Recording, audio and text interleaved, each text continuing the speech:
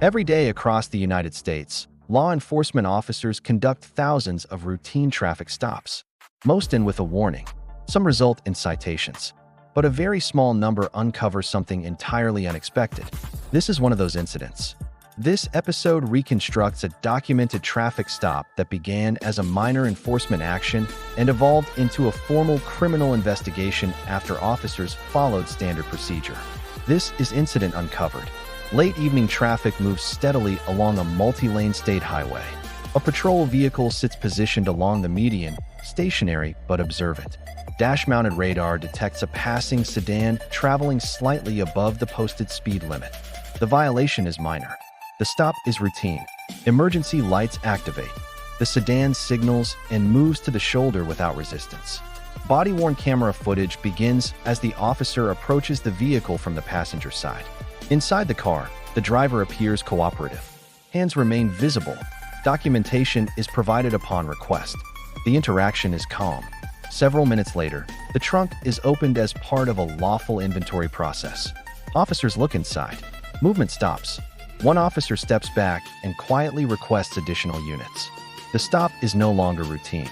The stop occurred along a regional highway corridor known primarily for commuter and freight traffic. The initiating factor was a simple traffic infraction, the kind of violation officers address countless times each shift. The driver complied promptly, with no attempt to flee or evade. The initial contact followed standard roadside procedure. Driver identification was obtained, vehicle registration verified, and a warrant check performed. No immediate signs of impairment were observed. However, record checks revealed a vehicle registration irregularity that required further administrative action. Under departmental policy, when certain documentation issues can't be resolved on the roadside, officers may initiate a vehicle impound process. Impound protocol requires a documented inventory of the vehicle's contents. This policy exists for three main reasons: to protect the owner's property, for officer accountability, and for legal documentation of what was in the vehicle at the time. The inventory search is procedural, not discretionary. This decision to inventory the vehicle is what set the entire discovery sequence in motion. Across U.S. jurisdictions, inventory searches are governed by clearly defined policies and legal precedent. They aren't investigative searches by nature. Instead, they serve an administrative purpose: to record what's present, prevent future disputes, and ensure transparency. Officers conducting these searches are trained to document visible property, open standard storage areas, record items of value, and note any structural modifications. This process often reveals nothing unusual, but on rare occasions, it reveals much more than expected. Before the inventory even began, officers had documented a series of small observations during their interaction with the driver. Individually, each observation was pretty normal, but taken together, they warranted careful documentation. These factors included an inconsistent explanation of where the driver was coming from, uncertainty about his destination, hesitation when discussing who owned the vehicle, and repeated glances toward the back of the car. Officers also noted an unusual weight distribution toward the rear of the vehicle. They didn't treat these as evidence of wrongdoing, but simply as information to record. Professional procedure requires neutrality. The inventory process began with the passenger compartment. Loose items were cataloged, personal effects noted. Nothing unusual. Attention then shifted to the trunk. The trunk was opened under bodycam documentation. Officers immediately noticed the dense packing of loose items, which was inconsistent with typical travel storage. There was luggage, but it was arranged in a compressed, strange way. Standard inventory practice required them to remove these items for documentation. As objects were carefully lifted and recorded, officers observed something unexpected beneath the trunk lining.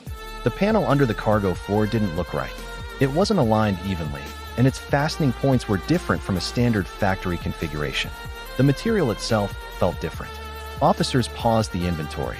At this point, procedure required them to notify a supervisor, continue documenting everything, and preserve the scene. Additional units were requested, and the driver was separated from the vehicle. What started as a simple inventory had just transitioned into a controlled examination. Under supervision, officers carefully examined the trunk floor panel. It was removable, but it clearly wasn't factory installed. Beneath it, they found a concealed compartment. Now, such compartments can sometimes be used for lawful modifications, but the design of this one raised flags. Officers documented the structure before trying to access it. Photos captured its dimensions, how it was built, and the mechanism to open it. Once that was complete, the compartment was opened. The contents recovered directly contradicted the driver's travel story. At that moment, the roadside encounter officially became an evidence-based investigation. Standard investigative protocol was activated immediately. Scene control measures were put in place, including setting up a perimeter and initiating a chain of custody for the evidence. The driver was informed of these developments, consistent with legal requirements. Investigators began to reconstruct the sequence of events leading up to the stop, digging into the vehicle's history, analyzing the travel timeline, and preparing for interviews. A routine enforcement action had fully transitioned into a structured criminal investigation. Evidence recovered from the concealed space was cataloged using standardized procedures. Each item was photographed, labeled, logged, and secured. Forensic analysis would later examine how the compartment was built, the materials used, and even look for tool marks to figure out when it was installed. A modification like this requires planning, equipment, and intent. Investigators wanted to know when it was built, who built it, and why. At the same time, a parallel inquiry focused on verifying the statements made by the driver during the initial stop. Good investigative work emphasizes corroboration over assumption. Interviews conducted after the discovery followed established legal safeguards. Investigators simply compared the driver's roadside statements with the documented evidence and the timeline they were building. Changes in the driver's explanation became a critical factor. Law enforcement documentation emphasizes consistency analysis. Do the statements align with verifiable facts? The evidence doesn't interpret behavior. It just measures whether things add up. The key turning point in the case was when further investigation determined the concealed compartment was intentionally constructed for restricted visibility and selective access. Evidence found within that compartment established a direct connection between the vehicle and activity, far beyond a simple traffic violation. This finding formally shifted the case classification from administrative to criminal. At this stage, the authority for any further action came from documented evidence, not initial suspicion. The driver was placed under arrest, consistent with legal standards and procedural authority. Court filings later confirmed that the evidence recovered during the inventory process played a central role in the case proceedings. Investigators emphasized that the discovery was a direct result of routine enforcement, procedural compliance, and a documented inventory policy. The incident illustrates a recurring principle in law enforcement. Significant cases often originate from ordinary encounters conducted correctly. The traffic violation didn't produce the case. The procedure did. This case isn't defined by a dramatic pursuit or an emergency response. It's defined by adherence to process. 3 procedural elements shape the outcome. First, a lawful stop. Second, a required inventory. And third, careful documentation. No step required assumption or speculation. Each step simply required consistency. The discovery didn't happen because of some extraordinary action. It happened through routine professionalism. Across the United States, traffic enforcement remains one of the most common points of contact between the public and law enforcement. These interactions serve multiple functions, from roadway safety to public protection. While most stops are just administrative, they also represent opportunities for lawful observation and documentation. Routine enforcement doesn't seek extraordinary outcomes, but it remains capable of revealing them. The officers involved in this incident followed structured decision pathways rather than just intuition. Their training emphasizes a sequence: observe, document, verify, and then act. This sequence prevents jumping to conclusions and protects the integrity of any evidence found. Professional restraint often defines effective investigative work.